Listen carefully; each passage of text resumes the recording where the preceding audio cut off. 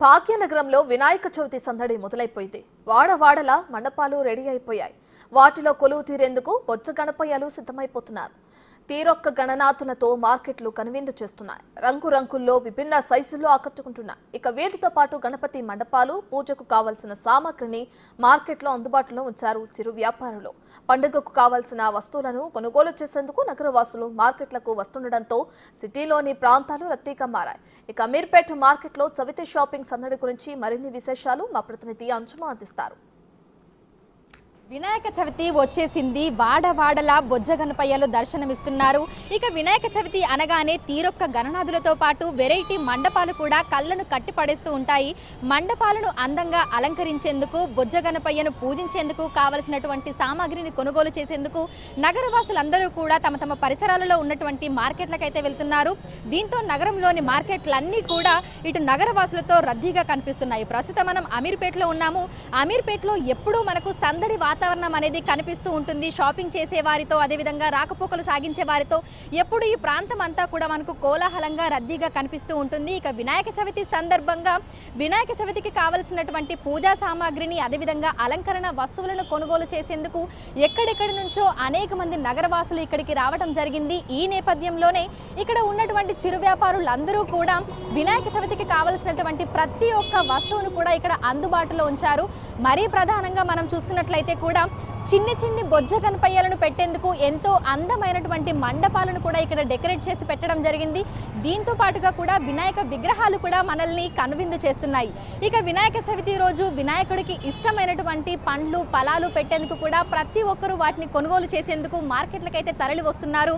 ప్రస్తుతం మనం విజువల్స్లో కూడా చూడొచ్చు. గణనాథుడిని పూజించేందుకు కావలసినటువంటి పూలను, పండ్లను కొనుగోలు చేస్తున్నటువంటి మహిళలు కూడా మనకు కనిపిస్తున్నారు. వెలగపండు, అదేవిధంగా మారేడు కాయలు, దీంతో పాటుగా ఇటు మనకి సీతమ్మ జడ పూలు అంటాము, అవి బంతి పూలు, ఇట్లా తీరొక్క పూలు కూడా మనకు ఇక్కడ కనిపిస్తున్నాయి, అందుబాటులో ఉన్నాయి. ఇక వీటితో పాటుగా చూసుకున్నట్లయితే కూడా చింతకాయలు, గరికెలు, అరటికాయలు, అరటి చెట్లు, అంటే మనకి మండపాల ముందు డెకరేట్ చేసేందుకు అరటి పాదులను కూడా పెడుతూ ఉంటారు కాబట్టి వాటిని, అదేవిధంగా ఇటు మనకి చూసుకున్నట్లయితే కూడా దర్వాజలకి ఎంతో అందంగా అలంకరించేందుకు తోరణాల కోసము మామిడాకులను కూడా ఇక్కడ కట్టలుగా కట్టి అందుబాటులో అయితే ఉంచడం జరిగింది. సో రేపు వినాయక చవితి మనకు. సో వినాయక చవితి సందర్భంగా ఇటు మండపాలను, అదేవిధంగా గణనాథుల్ని అందంగా అలంకరించేందుకు కూడా ప్రతి ఒక్కరూ అందుకు కావలసినటువంటి వస్తువులను కొనుగోలు చేసేందుకైతే మార్కెట్లోకి వచ్చేసారు.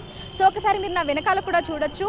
ఇటు మనకి పూజకి, మండపాలకు కావలసినటువంటి సామాగ్రితో పాటుగా కూడా బొజ్జ గణపయ్యలు కూడా మన కళ్ళను కట్టి పడేస్తున్నాయి. ఎంతో అందంగా మనకి రంగురంగుల గణనాథులు చిన్ని సైజులలో అందుబాటులో ఉన్నాయి. అదేవిధంగా పర్యావరణాన్ని కాపాడేందుకు ప్రతి ఒక్కరూ కూడా మట్టి గణనాథులను ఇటీవలి కాలంలో ఎక్కువగా కొనుగోలు చేస్తున్నారు. ఈ నేపథ్యంలోనే చిరు వ్యాపారులు వాటిని కూడా అందుబాటులో అయితే ఉంచడం జరిగింది.